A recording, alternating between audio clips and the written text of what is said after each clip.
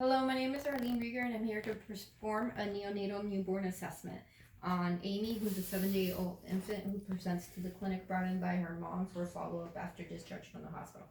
So to begin with, I'm going to do a general observation from head to toe and notice Amy's alertness. She's an alert baby. She's alert and awake and a little bit fussy. Um, her skin color is pink and her respirations are normal. She's not having any respiratory distress. Her extremities are equal and they appear with no dysmorphic features. They're normal extremities just on a quick glance. And then, furthermore, when she cries, I notice that her facial symmetry is equal as well. I then begin my head to toe assessment fully. So, first, I start with Amy's skin. Amy's skin is nice and pink throughout her body. No cyanosis noted. Her skin is warm and soft. When I do a capillary refill, it's less than 3 seconds. And then I examine her whole body for any bruises, lesions, or any rashes. There are none. Next, I move on to her nail. Her hair is evenly distributed throughout the scalp. It is nice and soft. Her hairline is appropriate. It is not receded, nor is it too far forward. Then I do her nails, and I quickly assess that her nails are okay and not spoon-shaped or abnormally shaped. And I also notice that each digit has a nail attached, which is appropriate. There is some dryness noted, but that's okay. It's normal.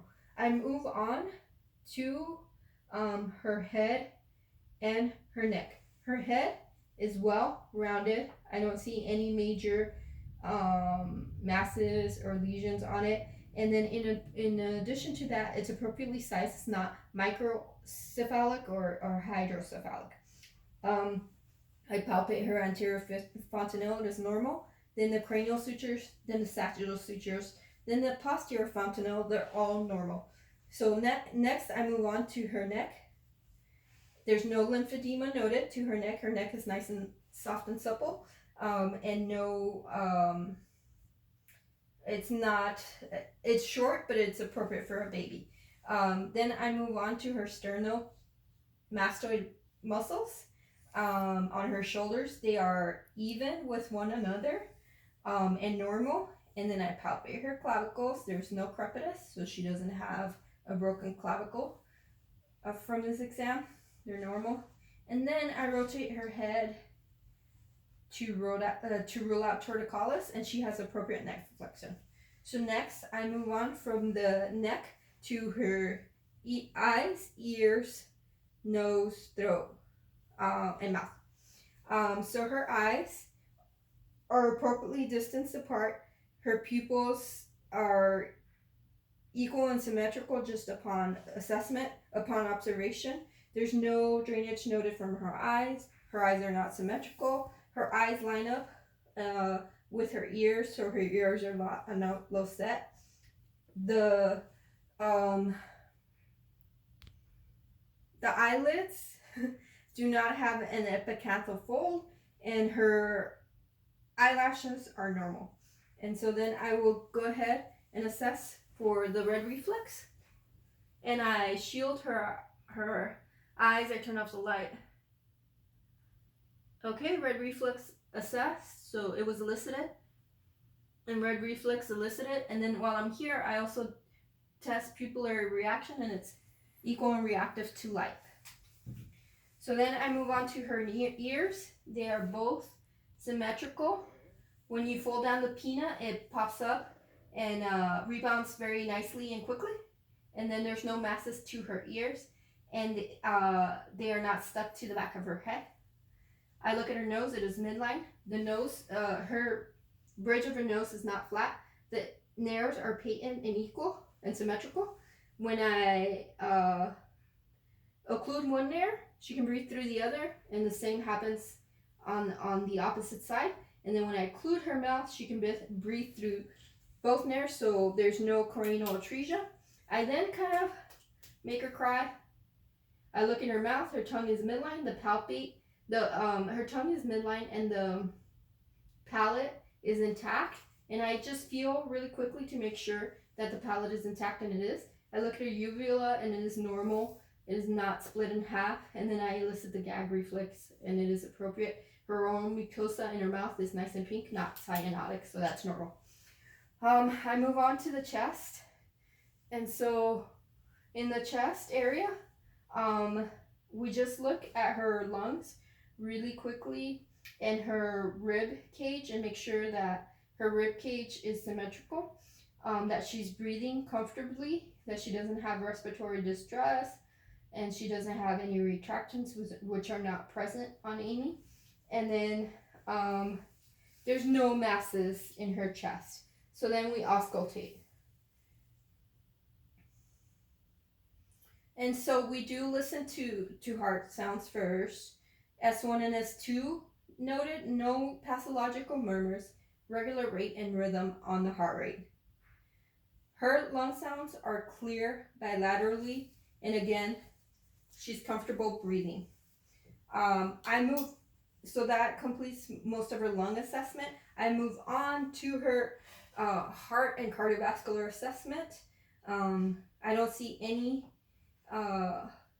heaves or thrills or any abnormalities in her precordium, and I kind of palpate for them a little bit, and there's no abnormalities there. I've already listened to her heart, so no need to do that again. I palpate for brachial pulses. They are equal, +2, symmetrical. Then I do the same. I undo her diaper, do the same for the femoral pulses, and then I also want to compare my brachial to femoral, and there's just no lag behind brachial and femoral, so that is appropriate. And then so I continue with my assessment, and we are down to the abdomen. So for Amy's abdomen, I'm just going to observe first. Her belly is nice and round, but not distended. She looks comfortable. There are no masses in her abdomen, no loops. I'm going to listen.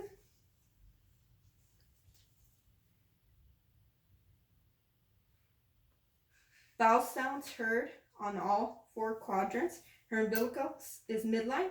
It is not putting out any drainage, and her cord has fallen off. And then I don't see any abdominal hernias or umbilical hernias to be concerned about. And so then we move down. And so now we do the genital urinary assessment. We undo the diaper.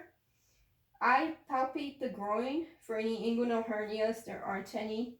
I then assess the vaginal area. She has her labia majora, which are prominent. There's no clitoromegaly, and the anus is patent.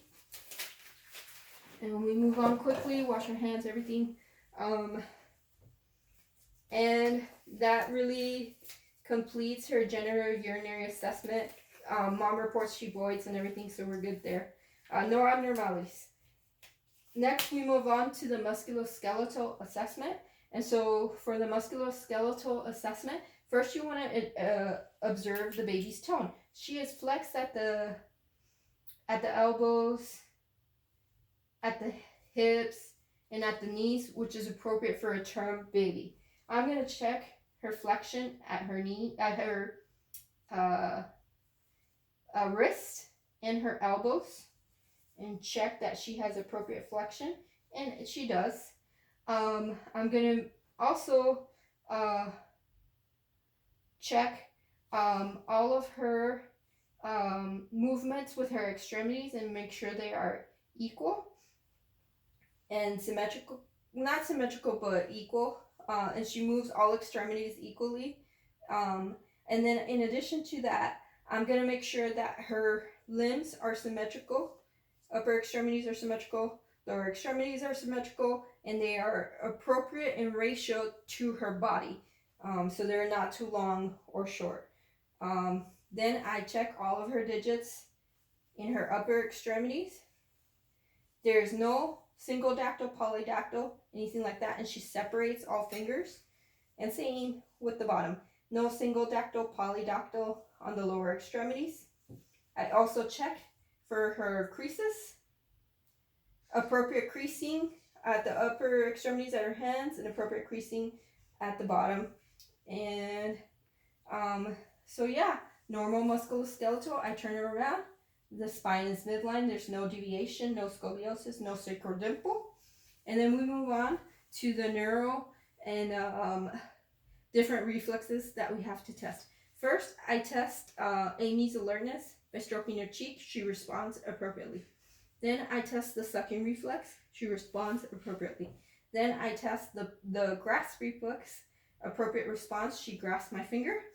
Palmar reflex. She has an appropriate response. Babinski reflex. There's dorsiflexion of the big toe and spreading out, fanning of the little toes. Appropriate. I'm gonna do the postural tone check. So I'm gonna bring her up, and she lifts her head, and that's appropriate. And then I'm gonna follow with the moral reflex. Oh, and she's startled symmetrically. There's no unevenness in the moral reflex, so that's appropriate. And then I'm going to do habituation. Habituation, you can test by shining the light 5 times in your eyes. So 1, 2, 3, 4, 5. And by the end of that, she's habituated and she's not stressed out. Her vital signs appear to be normal, so she's habituated.